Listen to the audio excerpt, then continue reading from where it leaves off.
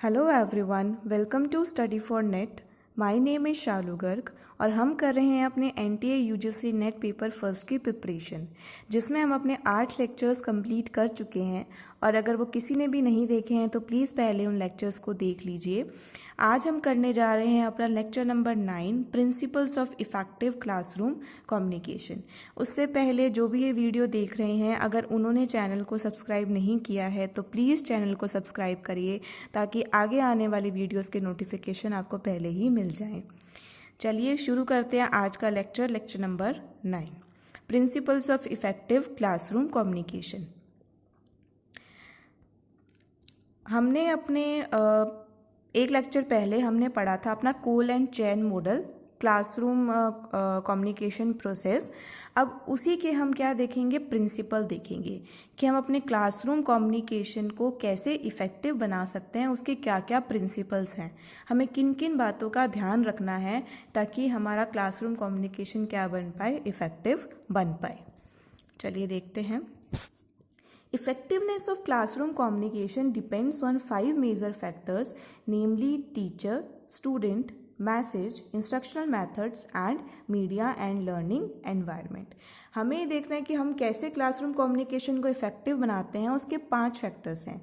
सबसे पहले आता है टीचर, कि टीचर के प्रिंसिपल्स क्या क्या हैं, स्टूडेंट के प्रिंसिपल क्या क्या हैं, जो हम मैसेज भेज रहे हैं उसके प्रिंसिपल क्या हैं, जो हमारे इंस्ट्रक्शनल मेथड्स है उसमें किस बातों का ध्यान रखना है, और लर्निंग एनवायरनमेंट में हमें किन बातों का ध्यान रखना है। तो ये हमने हेडिंग्स बनाई हैं। यही हेडिंग्स हमें जो क्लासरूम कम्युनिकेशन को क्या बनाती हैं, इफेक्टिव बनाती हैं, कि principles for teacher, principles for message design, principle for selection of instructional methods and media, and principle for creating conducive learning environment। चलिए एक एक करके इन सबको पढ़ते हैं कि इनके प्रिंसिपल्स क्या क्या हैं।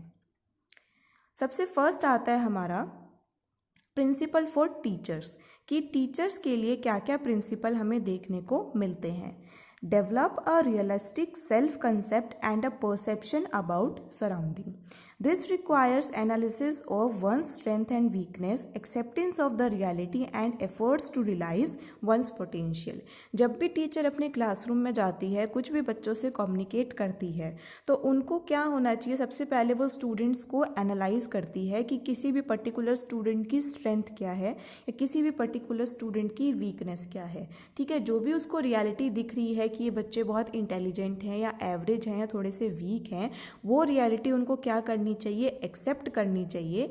ठीक है, और एफर्ट्स करने चाहिए कि जिस भी स्टूडेंट के अंदर जो पोटेंशियल है वो बाहर निकल कर आए और वो अच्छे से चीज़ों को अंडरस्टैंड और लर्न कर पाए। तो ये टीचर्स के प्रिंसिपल हैं कि वो मतलब पहले अपने अच्छे से सराउंडिंग में जितने भी उसके स्टूडेंट्स हैं वो अच्छे से उनके बारे में जान ले और उसके बाद में कुछ उसका परसेप्शन उनके लिए हो।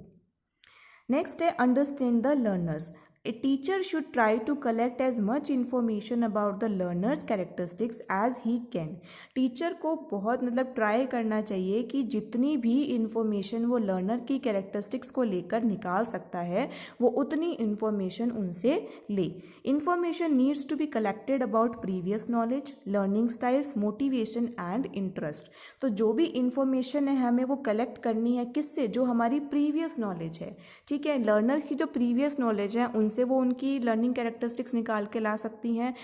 जो हमारे लर्नर हैं उनका लर्न करने का स्टाइल क्या है, वो किस चीज़ से मोटिवेट होते हैं, क्या क्या उनमें इंटरेस्ट है, ये हर बात जो है टीचर को पता होनी चाहिए। थर्ड प्रिंसिपल आता है being objective and unbiased.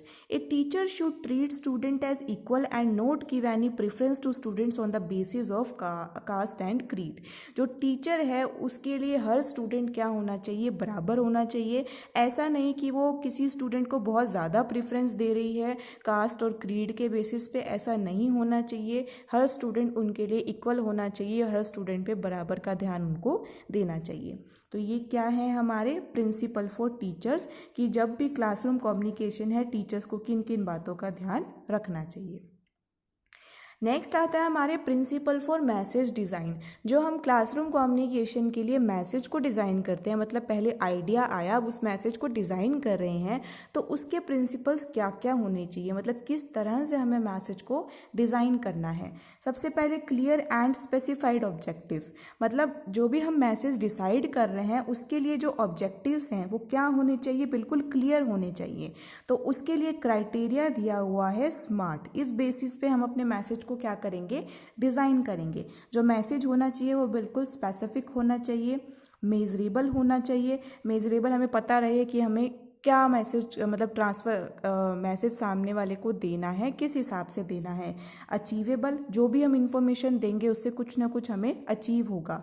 Realistic होना चाहिए और टाइम फ्रेम होना चाहिए। स्मार्ट के बेसिस पे हम अपने मैसेज को क्या करते हैं, डिज़ाइन करते हैं। ठीक है, तो ये मेन प्रिंसिपल है कि जो मैसेज होगा वो बिल्कुल क्लियर होगा और कोई ना कोई ऑब्जेक्टिव के साथ में मैसेज वहाँ पे होना चाहिए। नेक्स्ट है content should be relevant to cover all the objectives. जो हमारे मैसेज का कंटेंट ऐसा होना चाहिए कि जो भी हमारे ऑब्जेक्टिव्स हैं वो सारे के सारे क्या हो जाएं, उसके अंदर कवर हो जाएं। Properly sequenced content is organised based on the parameters like simple to complex, easy to difficult, concrete to abstract, known to unknown. ये हमने पढ़े थे अपने टीचिंग एप्टीट्यूड के लेक्चर्स मैक्सिमम ऑफ टीचिंग के अंदर। तो किसी को जानना है कि simple to complex, easy to difficult क्या होता है, तो वो लेक्चर मैक्सिम्स ऑफ टीचिंग का देख सकते हैं। तो ये जो कंटेंट है वो कैसा होना चाहिए, प्रॉपरली सीक्वेंस में होना चाहिए। बिल्कुल सिंपल से पहले हम शुरू करते हुए कॉम्प्लेक्स की ओर जाएंगे, इजी इन्फॉर्मेशन से डिफ़िकल्ट इन्फॉर्मेशन की जाएंगे। ऐसे ही हमारा क्या होना चाहिए, मैसेज डिज़ाइन होना चाहिए। The language of the message should be simple and understandable to the learners. जो भी मैसेज की लैंग्वेज है वो बिल्कुल सिंपल होनी चाहिए और लर्नर्स को अच्छे से समझ में आ जाए, वैसी ही लैंग्वेज का हमें यूज़ करना चाहिए। Make generous use of examples and non examples, मतलब जब भी हम मैसेज लिखते हैं तो हमें क्या देते रहने चाहिए, एग्जाम्पल्स देते रहने चाहिए, ताकि जो भी रिसीवर है या जो भी स्टूडेंट्स हैं उनको भी इंटरेस्ट आए और उनको भी एग्जाम्पल्स के थ्रू वो बात अच्छे से समझ में आ जाए। Examples from daily life and world of work should be used to facilitate understanding of the applicability of the content। जो भी डेली लाइफ से रिलेटेड या वर्क से रिलेटेड अगर हम एग्जांपल्स देंगे तो वो बहुत अच्छे से मैसेज भी डिज़ाइन अच्छा होगा और समझने के लिए भी बहुत अच्छे से निकल कर आएगा। तो ये थे हमारे principles for message design.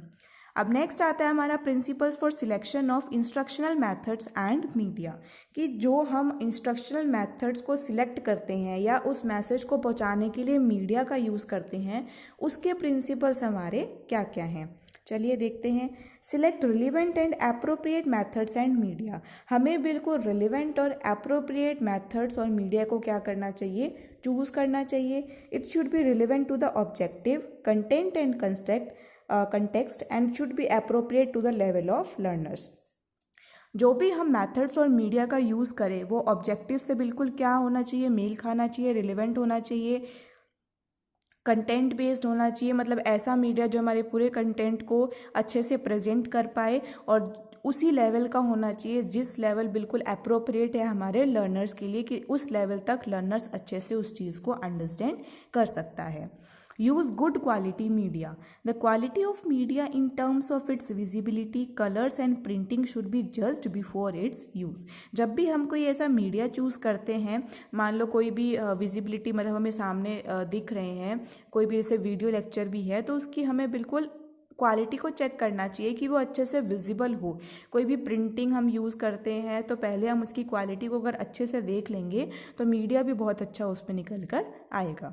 Integrate media in teaching learning. Media should not be used in isolation. For example, if some video film is being used at the end of the lecture, then it should either be followed by a discussion or some quick assessment of students learning। मतलब हम कोई भी media मान लो हमने use किया, teacher ने क्या किया, अपना लेक्चर दे दिया। अब उन्होंने कहा कि लेक्चर के बाद में मैं आपको एक वीडियो दिखाती हूँ इस टॉपिक के ऊपर। उन्होंने क्या किया, वीडियो दिखा दी, वीडियो स्टूडेंट्स ने देख ली और वीडियो बंद कर दी और बस ऐसे ही वो चली गई। ऐसा नहीं होना चाहिए। वीडियो दिखाने के बाद में उस पर प्रॉपर थोड़ा बहुत डिस्कशन होना बहुत ज़रूरी है, ताकि वीडियोज़ में कुछ भी ऐसी चीज़ जो स्टूडेंट्स को नहीं समझ में आए, हम वो भी समझ में डिस्कशन से उनको आ जाए। तो जो भी मीडिया हमने यूज़ किया है वो ऐसे आइसोलेशन में यूज़ नहीं करना चाहिए। मीडिया यूज़ करने के बाद में उसके बारे में उनको पूरी इन्फॉर्मेशन स्टूडेंट्स को देना या रिसीवर को देना बहुत ज़रूरी है। ठीक है, तो ये थे हमारे प्रिंसिपल्स फॉर सिलेक्शन ऑफ कि क्या क्या इंस्ट्रक्शनल मेथड्स को यूज़ करना है और क्या क्या मीडिया को यूज़ करना है। नेक्स्ट आता है हमारा principles for creating conducive learning environment, कि हम कैसे लर्निंग एनवायरनमेंट को क्लासरूम में अच्छा बना सकते हैं, उसके क्या क्या प्रिंसिपल्स हैं। Classes should not be over crowded. सबसे पहली मोस्ट इम्पॉर्टेंट चीज़, आजकल के क्लासरूम्स क्या हैं, बहुत ज़्यादा बच्चे 50-60 बच्चे एक साथ बैठकर पढ़ते हैं। ऐसा नहीं होना चाहिए। क्लासेस को बिल्कुल भी ओवर क्राउडेड, भीड़ भाड़ नहीं बनाना चाहिए। It becomes difficult for the teacher to manage a big class and pay attention to each learner. सबसे पहले तो जो टीचर हैं वो बहुत डिफ़िकल्ट होगा उनके लिए पूरी क्लास को ऐसे मैनेज करना, जो भरी हुई क्लास को, और वो एक एक लर्नर पे फोकस अटेंशन नहीं दे पाएगी। इसीलिए क्लासेस को ओवर क्राउडेड नहीं रखना चाहिए।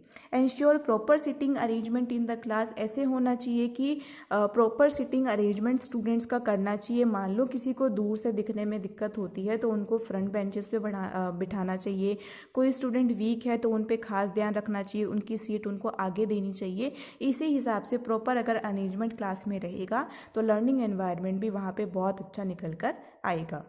Build rapport with the students. A teacher should know each and every student in the class by name and be friendly with the students. सबसे मोस्ट इम्पॉर्टेंट बात, learning environment अच्छा बनाने के लिए टीचर को हर बच्चे का नाम पता होना चाहिए। वो हर बच्चे के बारे में पता होना चाहिए कि ये कैसा है, और हर स्टूडेंट से उनको क्या रहना चाहिए, फ्रेंडली रहना चाहिए।